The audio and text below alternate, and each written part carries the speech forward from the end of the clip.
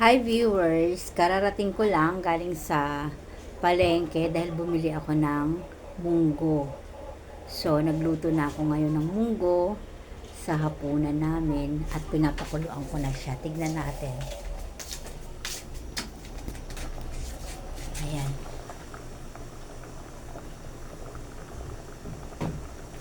Yan, pinapakuluan ko na yung munggo at mamaya pag lumambot na, yan gigisahin ko na siya. Hihimay naman ko ngayon ng dahon ng ampalaya. Ilalagay ko dun sa aking munggo.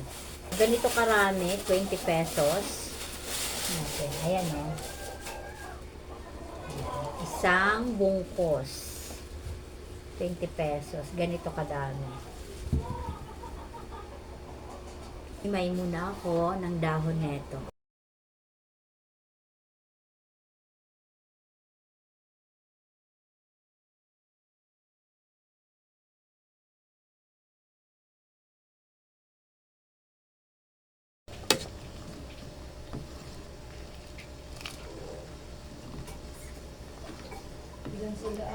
Ayan, handa naman ako na huyas at bawang.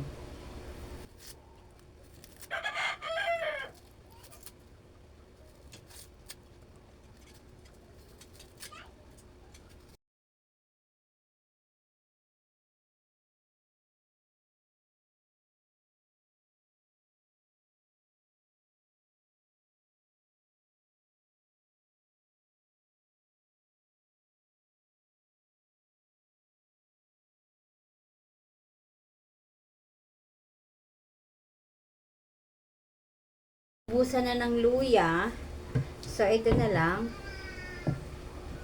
Maglalagay sana ako ng luya, kaya lang naubos na. Kamatis, bawang, at sibuyas.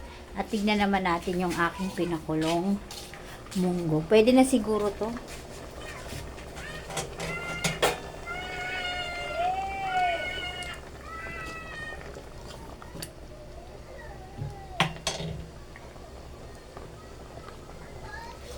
Ayan, pwede na yan. Igigisa ko na.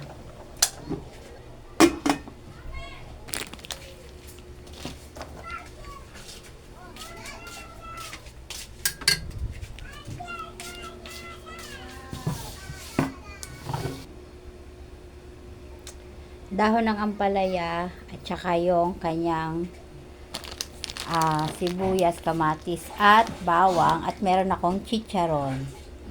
So, ito na, igigisa ko na. At, punta tayo dito. So, ito yung munggo ko. Lagay ko muna siya dyan.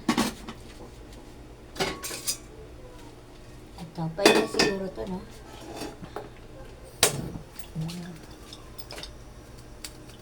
Ang tagal naman nito. Sa akin na. Ang tagal lumabas nung nasa bote. So, meron kami dito, oh, yung nasa plastic na. Ito na lang. Ay, ang dami. Oh. Ha? Nabigang ka?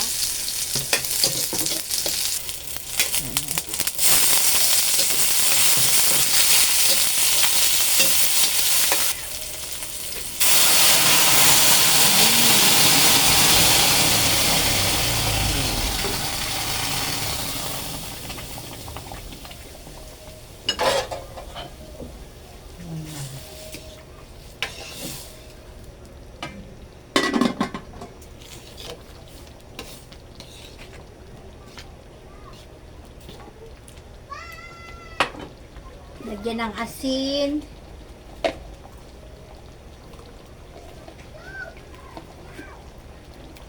Lagyan ng paminta.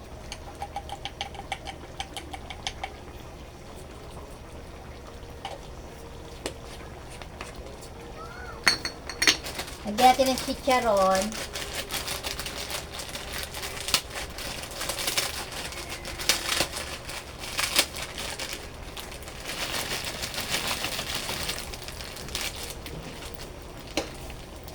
Takpan muna natin. So, ayan na.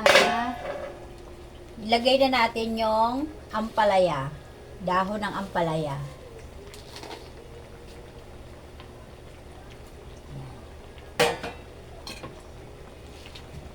Dapat pala sa malaki-laking kawali, no? Takpan muna natin.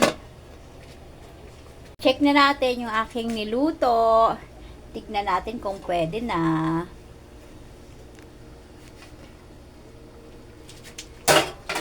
Yan.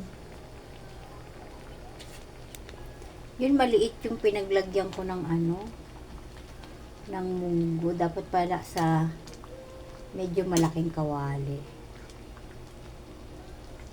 Yan, masarap na to. Bites na. Ulam na to sa hapunan.